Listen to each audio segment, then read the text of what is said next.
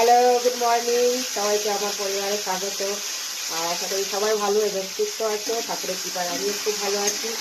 ওই শুরু করলাম আজকে সকালবেলা নতুন আবার একটা ভিডিও তোমাদের সাথে শেয়ার করবো। সকাল থেকে কী কী খাচ্ছি আর কী কী রান্না করছি, তো চলো দেখাই আপাতত কী রান্না করছি। দেখো, এখানে আটা মাখিয়ে গোলা করে দিয়েছি, আর এখানে আলু চচ্চড়ি হবে। আলু কেটে নিয়েছি, কেটে কালো জিরে শুকনো লঙ্কা ফোড়ন দিয়ে তুলে দিয়েছি, আর দিয়ে দিয়েছি টমেটো, কাঁচা লঙ্কা। একটু ভাজা ভাজা হয়ে গেলে জল দিয়ে দেবো। তো দেখতে থাকো। জল খাবার খেয়ে চলে এসেছি রান্নায়। আর রান্না আজকে বেশি কিছু করবো না, দেখো পরে সয়াবিন করবো, সয়াবিন ভিজিয়ে রেখেছি। আর আলুটা একটু ভেজে নিচ্ছি। আর এখানে ডাল সিদ্ধ হচ্ছে, পেঁয়াজ দিয়ে ডাল করবো আর সয়াবিনের তরকারি করবো। বেশি কিছু করবো না আজকে। ডাক্তারখানে গিয়েছিলাম, এই আসলাম।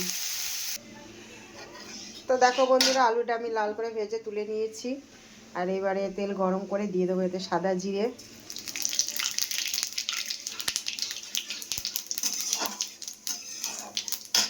তারপর দিব পেঁয়াজ কুচি। আর এখানে কিছু পেঁয়াজ আর আদা রসুন আর টমেটো একসাথে পেস্ট করে নিয়েছি। আর এখানে হচ্ছে কাঁচা লঙ্কা বাটা। পেঁয়াজটা লাল করে ভেজে নিয়েছি, এবার দিয়ে দেবো বাটা মশলাটা।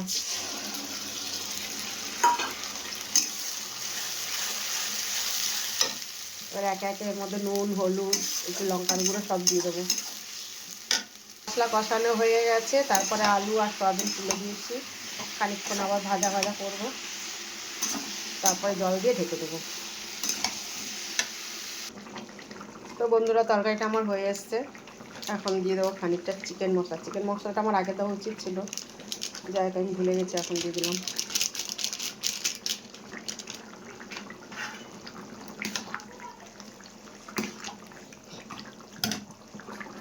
এদিকে আমার ডালটা সুন্দর দেখা গেছে, ডালটাও প্রায় হয়ে এসছে। আর এইখানে দিয়ে দেবো এখন গরম মশলা দিয়ে নামিয়ে নেবো।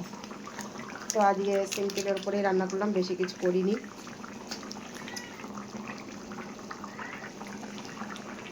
আমার তরকারি হয়ে গেছে, দেখো গরম মশলা দিয়ে দিয়েছি, গ্যাস বন্ধ করে দিয়েছি। তরকারিটা এবার নামিয়ে নেব।